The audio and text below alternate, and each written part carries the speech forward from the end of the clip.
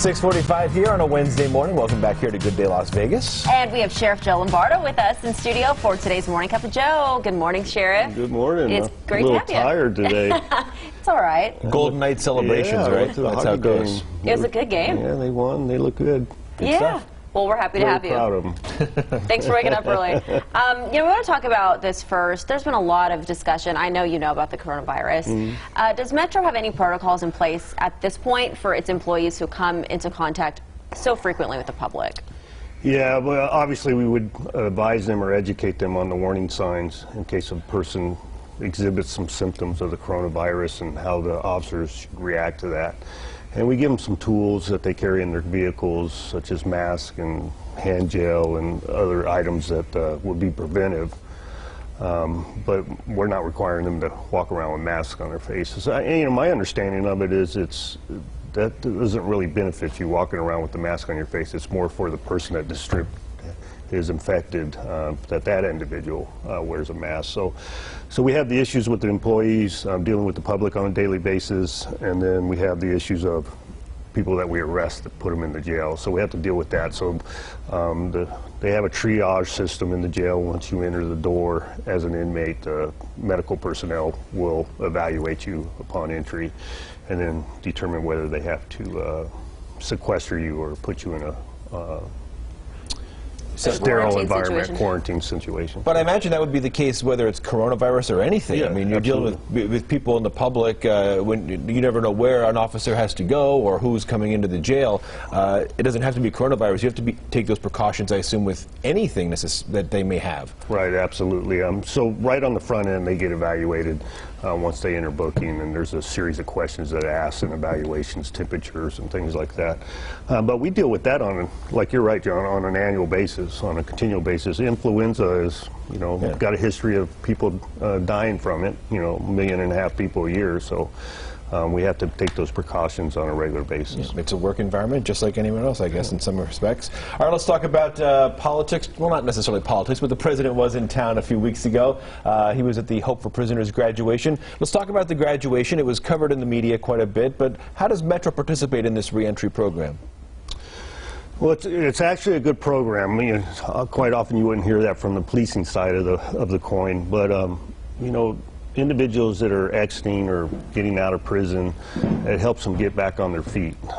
So Mr. John Ponder, who's the CEO of Hope for Prisoner, was in fact a prisoner himself and saw the issues involved with the people getting out of prison. The ability to get a job, how to do a job interview, how to fill out a resume, how to get housing, how to be a parent again, reconnect with your kids and form that family unit.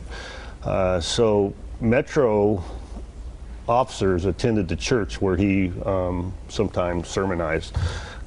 He was a pastor at the church, and he proposed this idea, and then so it was in its infancy. They had a couple people attend and some officers volunteer, and so now at this point it's very robust. They have multiple graduations each year, and we have over 150 officers that volunteer their time to interact with the students and provide educational classes for them. Interesting. Very cool. Yeah, and then, and like you said, it's nonpartisan. The fact that the president showed up and recognized the program, whether you're on one side or the other, is pretty cool. Yeah, it's pretty cool. So it's been successful. I mean, a lot of those programs aren't successful.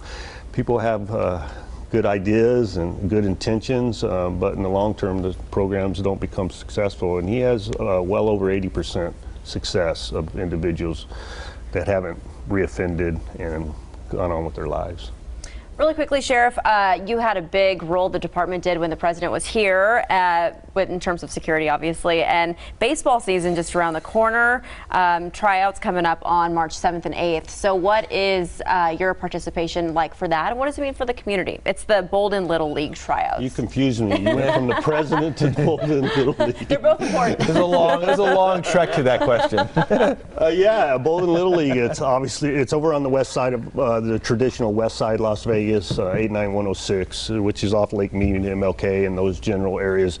But the Little League was reconstituted. It went away for a long time, and a couple of my officers and a couple business owners said, hey, let's get the Mario's Market in particular, let's get the Bolden Little League going. And why? Because, you know, idle hands are devil's workshop per se. So we get these kids involved in team sports, build character and ability to interact with police officers that aren't the enemy. They're actually your friend. And a lot of my officers volunteer to be the coaches. So they rely on people's benefits to get the league going. I contribute to it every year. So this year we're going to get 125 kids free cleats. Awesome.